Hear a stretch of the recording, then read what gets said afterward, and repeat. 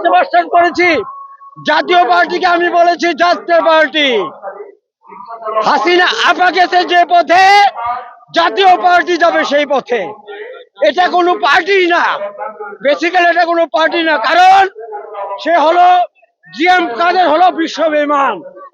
সে দামি নির্বাচন দিয়ে শেখ হাসিনার সাথে ইলেকশন করে ডোমেস্টিক বিরোধী দলীয় নেতা হয়েছে। নট অনলি দ্যাট, আমার আর একটা পরিচয় আছে।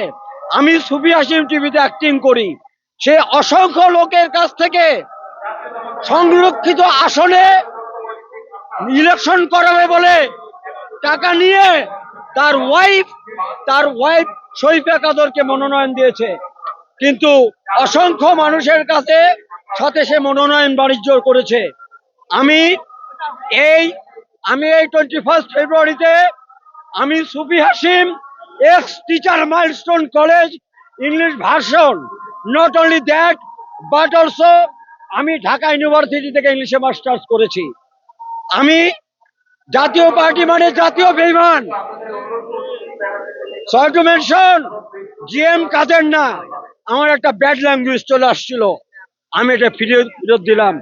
আমার মতে জাতীয় পার্টি আওয়ামী লীগ যেমন ব্যান্ড হয়েছে, অ্যাজ আর্লি অ্যাজ পসিবল জাতীয় পার্টিকেও ব্যান্ড করতে হবে। আপনারা আমার সাথে একমত?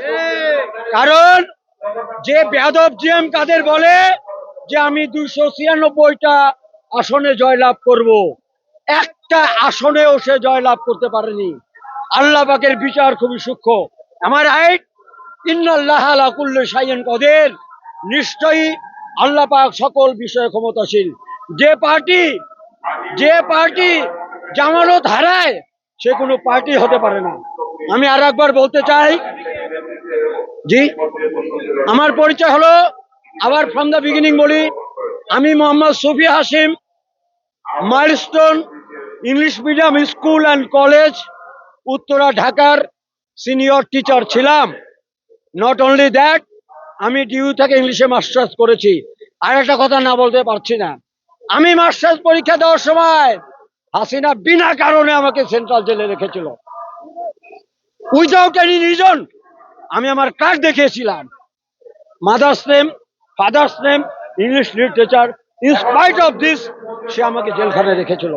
সো আর একটা কথা মনে রাখবেন, আমি এক বিখ্যাত বক্তার কথা বলতে পারি। উনি প্রেডিক্ট করেছিলেন হাসিনা বেশি নাচানাচি করেন না, 10 কোটি লোক ঝাঁকি দিলে মামুর বাড়ি গিয়ে পড়বেন। শোনেন, ওই বিজিআর পিলখানা হত্যাকাণ্ডে আমার 2টা আর্মি অফিসার ছাত্রকে মেরে ফেলছে। ইট ইজ দ্যাট কিলার হাসিনা। ঠিক আছে।